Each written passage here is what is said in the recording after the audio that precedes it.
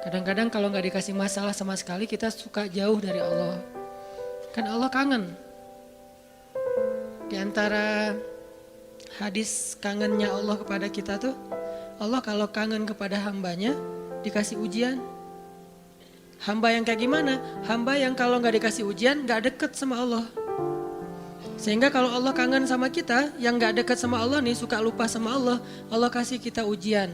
Tapi ujian yang dikasih juga ujian yang insya Allah masih ketahan sama kita. Karena Allah nggak mau ngasih kita ujian yang mencelakai kita. Kalau itu terjadi namanya bukan ujian, tapi namanya azab. Dan insya Allah orang beriman nggak dapat itu. Yang dapat kayak gitu tuh kelasnya udah kelas Firaun, Haman, Korun, Namrud ya. Abu Jahal, Abu Lahab itu kayak gitu tuh. Tapi kalau kelas orang muslim yang udah beriman cuman gak soleh-soleh amat, insya Allah yang dikasih bukan azab, yang dikasih adalah ujian. Kenapa? Allah kangen dengerin curhat kita di sepertiga malam. Allah kangen ngeliatin kita menangis dan manja kepada Allah. Allah kangen kita bangun tengah malam atau sepertiga malam berdoa kepada Allah. Allah kangen kita berdiri dan sujud dengan waktu yang lama. Kadang-kadang sujudnya setengah jam, saking lagi berserah diri kepada Allah. Allah kangen, makanya dikasih ujian dikit.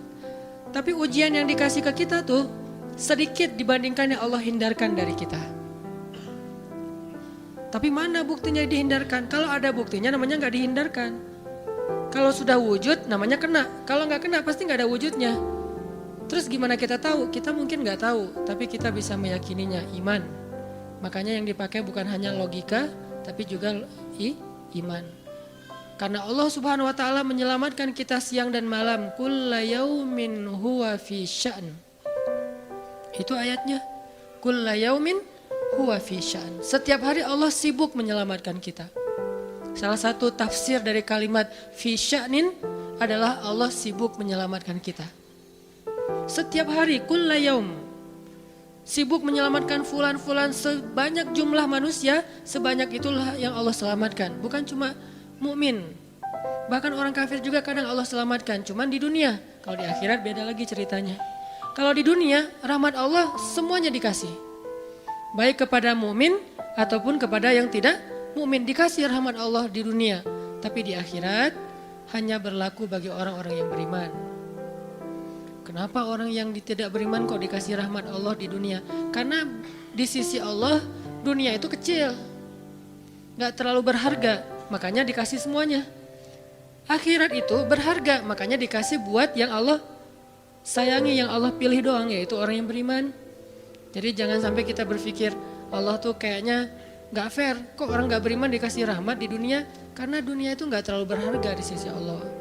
Seandainya dunia itu ada harganya walaupun sebelah sayap nyamuk, gitu kan hadisnya, gak akan Allah kasih itu dunia kecuali kepada orang beriman. Tapi berhubung lebih ringan daripada sebelah sayap nyamuk, dikasih kepada semuanya. Ibaratnya kalau kita ngasih kayak ngasih lagi jalan gitu ya, naik angkot misalnya, naik angkot terus sama istri nih naik angkot berdua. Terus pas turun angkot, harga angkotnya tuh misalnya 3.000. Udahlah kasih aja 5.000. Karena 2.000 yang kita kasih, nggak mungkin istri kita komplain. Kemarin aku minta nggak dikasih, nggak akan mungkin kan? Kenapa? Cuma 2.000. Tapi coba ngasih 100.000. Beda tuh. Karena dia sesuatu yang ringan, maka tidak perlu komplain. 2.000 doang, saya juga dikasih lebih dari itu. Harusnya kita sadar bahwa dunia itu 2.000-an. Dunia itu cuma 2.000-an. Gak terlalu berharga lah. Walaupun tetap butuh. Gak berharga juga butuh.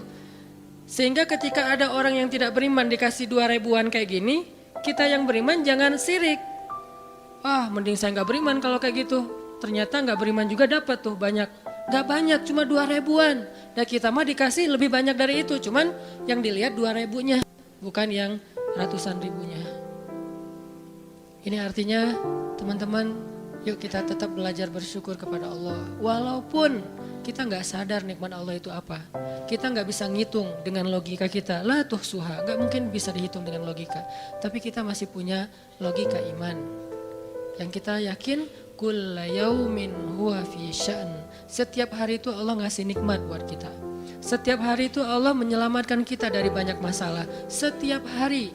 Bukan pernah tuh dulu gua nyelamatin lo. Enggak. Setiap hari diselamatin. Kita ada orang yang kadang-kadang nyelamatin kita dari satu musibah. Itu kan berjasa dan kita kayak ngingat seumur hidup kan ya.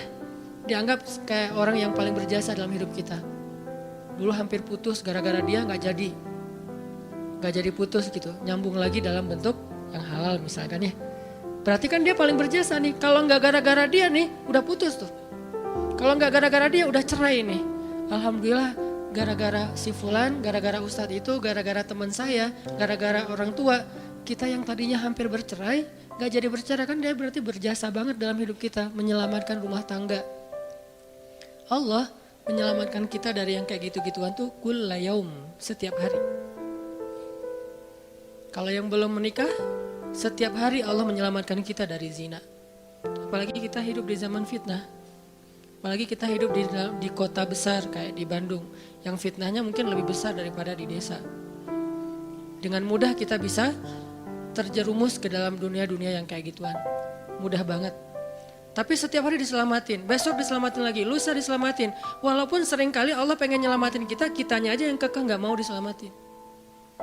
Udah jatuh, Allah selamatkan dari apa? Dari makin terpuruk. Kadang-kadang kan jatuh ketiban tangga nih. Jatuh doang gak ketiban tangga. Allah selamatkan. Kalau gak diselamatkan 100%, minimal diselamatkan sebagiannya. Supaya kita gak benar-benar hancur. Itu sering. Yang pernah merasakan masa-masa kelam di masa lalunya. Harusnya kan ketika kita dulu kayak gitu, kita mungkin udah mati kali ya. Yang sering tawuran misalnya. Yang sering tarung di jalan, alasannya alasan sepele gitu. Kayak kemarin saya pas ke Jakarta ada acara di daerah Bintaro tuh, lagi jalan, ada tawuran pelajar. Pada bawa golok, bawa samurai, bawa celurit segala macam. Kita agak-agak kaget karena kita platnya plat D gitu kan. Agak bahaya nih di Jakarta soalnya. Langsung kita gimana nih plat D, masa mau ditutup pakai tangan, gak mungkin kan ya, mobil. Akhirnya la haula aja. Coba bayangin, mungkin sebagian kita pernah ngalamin masa kayak gitu dan mungkin lebih parah. Yang kayak gitu-gitu mah udah jadi kayak sarapan lah. Kalau nggak makan siang, kayak gitu-gitu. Udah sering. Kenapa masih bisa selamat dan sekarang bisa duduk di masjid? Kalau bukan karena Allah menyelamatkan kita.